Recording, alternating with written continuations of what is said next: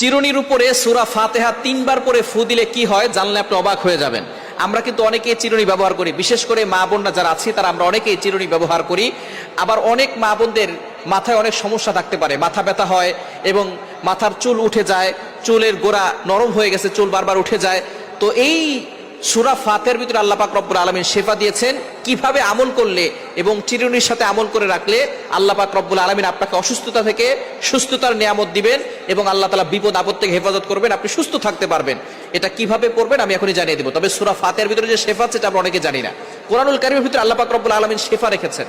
আল্লাহ পাক রব্বুল আলামিন নিজে বলে দিয়েছেন 15 নম্বর পারা 9 নম্বর পৃষ্ঠার 2 নম্বর লাইন, সূরা বনী ইসরাঈলের 82 নম্বর আয়াত আল্লাহ বলছেন, ওয়ানুনাজ্জিলু মিনাল কুরআন মা হুয়া শিফাউ ওয়া রাহমাতুল লিল মুমিনিন। আমি আল্লাহ তাআলা মুমিনদের জন্য এই কোরআনটা রহমত হিসেবে শিফা স্বরূপ নাজিল করে দিয়েছি। সুবহানাল্লাহ বিহামদি। সুতরাং কোরআনের ভিতরে শিফা আছে, আর এই সূরা ফাতিহার ভিতরে শিফা আছে। নবী সাল্লাল্লাহু আলাইহি ওয়াসাল্লাম নিজে বলে দিয়েছেন। সূরা ফাতিহাকে বলা হয় আয়াতুশ শিফা, অর্থাৎ শিফার আয়াত। এই সূরা ফাতিহার ভিতরে অনেক শিফা আছে। আপনার পেটে ব্যথা, আপনার যে কোনো জায়গায় ব্যথা হচ্ছে, আপনি সূরা ফাতিহা 7 বার করে পানিতে ফু দিয়ে খাবেন, দেখবেন আল্লাহ তাআলা ব্যথা কমিয়ে দিয়েছেন। আপনি অসুস্থ, প্রচন্ড জ্বর, সূরা ফাতিহা 7 বার করে পানিতে ফু দিয়ে খাবেন। অবশ্যই ইয়াকিন থাকতে হবে, বিশ্বাস থাকতে হবে যে আল্লাহ তাআলা আমাকে এই সূরা ফাতিহার মাধ্যমে শিফা দান করবে। আপনি খাবেন, দেখবেন আল্লাহ তাআলা শিফা দিয়ে দিবেন। সুতরাং ইয়াকিনের সাথে বিশ্বাসের সাথে আমল করবেন।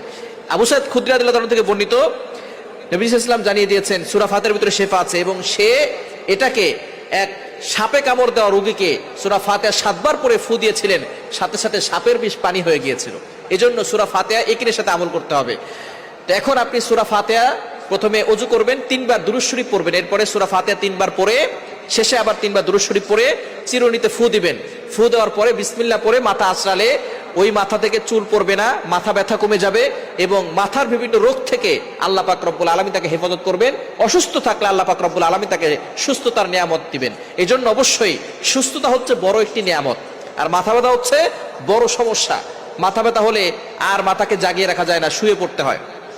অনেক সময় দেখা যায় শরীরেও কাজ হয় না। এজন্য অনেক সময় দেখবেন মাথা ব্যথা হয় এবং মাথার বিভিন্ন সমস্যার কারণে চুল পড়ে যায়।